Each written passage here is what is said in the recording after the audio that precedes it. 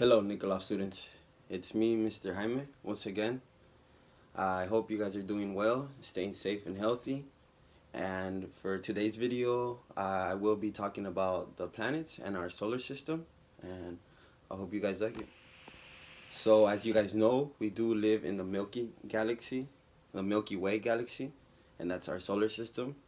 And we have 8 major planets and a lot of other stars and just different types of astronomy objects and figures.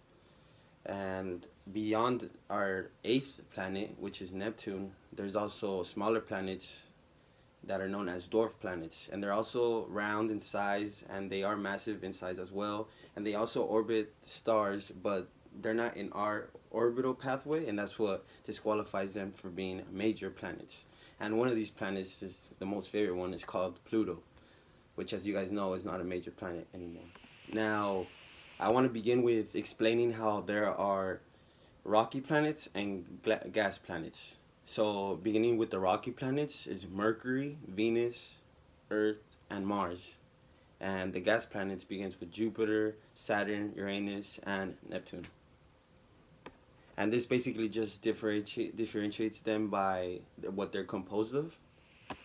Now, I'm going to go ahead and jump right into it. So, beginning with the first planet, which is the closest planet to the sun. But here's one thing, it's not the hottest. That's another planet, and I'll talk about that later on when we get to that planet. But it is the closest, and it is the fastest. And what I mean by that is that it goes around the sun. Its orbital length is the quickest. It takes about only 88 Earth days, which takes us 365 days. So it's a big difference. It's also, it has long days and short years. So 59 Earth days equals 1 Mercury day, which is pretty interesting. But yeah, here's Mercury, and it's a really interesting planet. And I designed these little stars just because, these little figures, because that's how it really looks. It's really shiny and beautiful. Now, second is Venus, and I drew these little fires figures because Venus has a thick atmosphere that's made out of carbon dioxide. It's filled with carbon dioxide, which traps its heat in somewhat like a greenhouse effect. Like if you're basically traps all the heat, and it's just super hot, and it's the hottest planet in our solar system. It's also similar to Earth in size, which is interesting. They also call it our twin planet, but they're radically different. Now, of course, the place we call home, Earth, which is truly geological diverse, which that means basically it has mountains, earthquakes, volcanoes, has a large body of ocean, which is actually the only planet that has water on the surface, and this is just home. And it also it's as we know, it's the only place that can inhabit living things. And now moving on to Mars, which is smaller to Earth. A lot of people believe it's the same size, but if you see the poster behind me, that's how they would look if they were in like the proper ratio. So now moving forward, so Mars was once believed to be wet and warm. It's dusty, it's cold, it's like a desert world. It has canyons, ice caps. It also has seasons just like Earth, and it has extinct volcanoes. And it's actually the only planet that NASA has sent rovers, and they actually explored the landscape of it.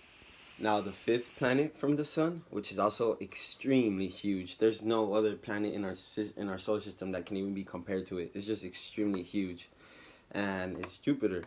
It has a dark red spot, which I drew right here, which is a ongoing storm that has been ongoing for. And it's actually the size of Earth. The size of that storm is the size of Earth. And it's been going on for centuries. So that's hundreds and hundreds of years. And it's just extremely huge. It's these stripes that you see as well. I also drew them because they're actually cold, windy clouds. And they're filled with water.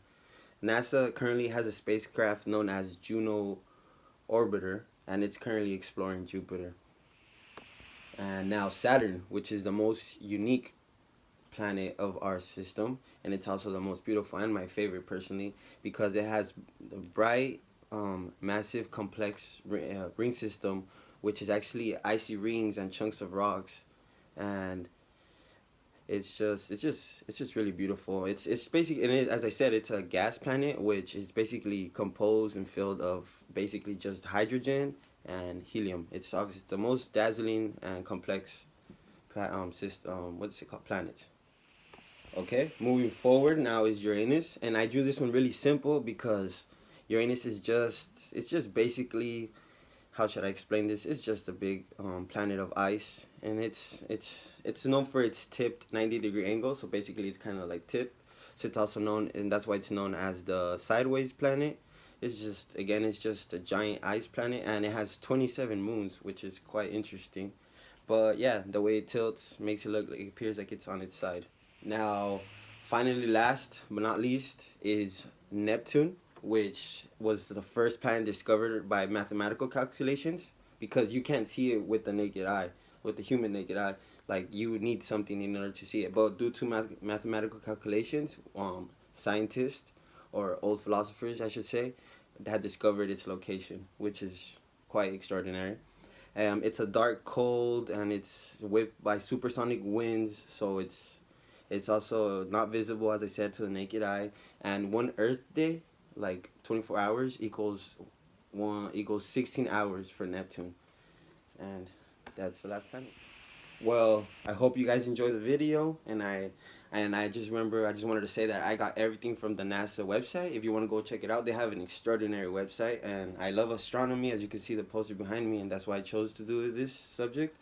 And I hope to see you guys students soon, and stay safe and healthy.